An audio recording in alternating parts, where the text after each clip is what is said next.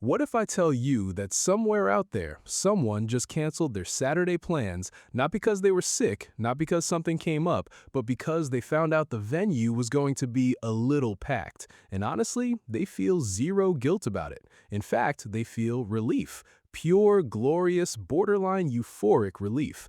If that sounds familiar, stick around, because today we're diving deep into the psychology of people who genuinely, viscerally, almost spiritually cannot stand crowded places. And trust me, there's a lot more going on in that head than just being antisocial.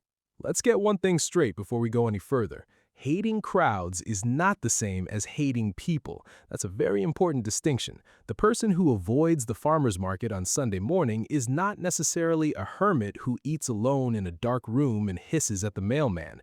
They might be perfectly warm, funny, and deeply social, just on their own terms, in their own space, with a manageable number of humans present. The moment you pack 40 people into a room that comfortably fits 20, something shifts inside them. Something ancient and deeply wired starts sending urgent little memos to the brain that simply read, "Get out." Psychologists have a term for extreme cases of this, agoraphobia, but the truth is you don't have to have a clinical diagnosis to feel genuinely overwhelmed by crowds. A huge chunk of the population sits somewhere on the spectrum between mild discomfort and full-blown sensory overload when surrounded by large groups of people, and science actually backs this up in fascinating ways. For starters, let's talk about something called sensory processing sensitivity.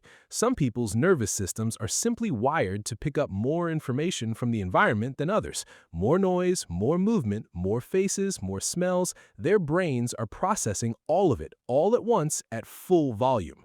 While the average person at a concert is vibing to the music, the highly sensitive person next to them is simultaneously registering the bass, the body heat, the stranger's cologne, the flickering lights, the accidental elbow to the ribs, and three separate conversations happening within earshot.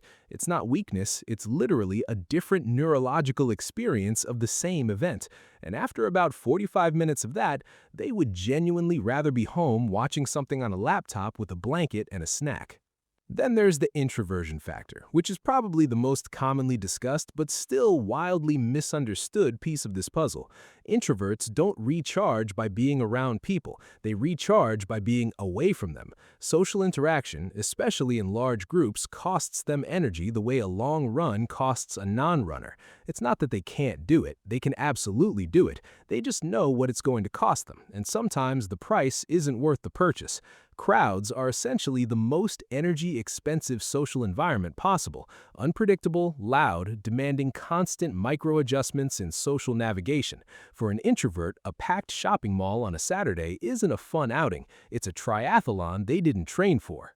But here's where it really gets interesting, and this part applies to people across the introvert-extrovert spectrum. Humans are fundamentally territorial creatures. We have a concept called proxemics, developed by anthropologist Edward Hall, which describes how people feel about physical space and distance. According to this framework, everyone walks around with invisible bubbles of personal space, and when strangers breach those bubbles without permission, the body registers it as a mild threat. Your stress hormones tick upward, your awareness spikes, your comfort dips. In a crowd, this is happening constantly, repeatedly, from every direction with no end in sight. Your body doesn't care that it's just a busy Saturday at the supermarket. Your nervous system is running a quiet background program that keeps whispering, "These people are too close, too many, too unpredictable." There's also something psychological happening at the identity level that most people never talk about. In a crowd, you become anonymous. You lose a little bit of yourself. Your individuality dissolves into a sea of strangers. For some people, this is liberating. For others, it's deeply unsettling. People who have a strong sense of personal identity, who are used to being seen and known in their social circles, often feel a strange, disorienting discomfort in large crowds precisely because no one there knows who they are. They're nobody to everyone around them. And while that might sound like something only an egomaniac would care about, it's actually a very normal psychological need, the need to exist meaningfully in your social environment. Crowds strip that away entirely. And we'd be leaving out a major piece of this if we didn't mention control.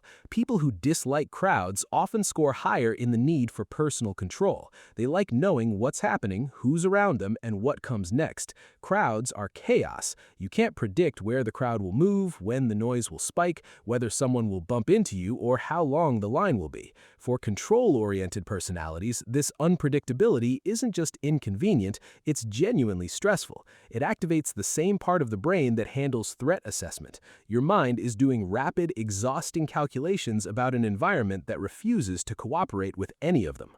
So the next time someone in your life quietly bows out of the group outing to the packed rooftop bar, try not to take it personally. They're not antisocial, they're not broken, they're not even being dramatic. They're just operating on a nervous system that charges a very high cover fee for crowded rooms, and they've decided tonight, without a single apology, that it simply isn't worth paying. If this video just explains something you felt for years but never had the words for, then Psychology of Things is exactly the channel you didn't know you needed. We break down the hidden reasons behind the way you think, feel, and behave. Hit the subscribe button for more enlightening video.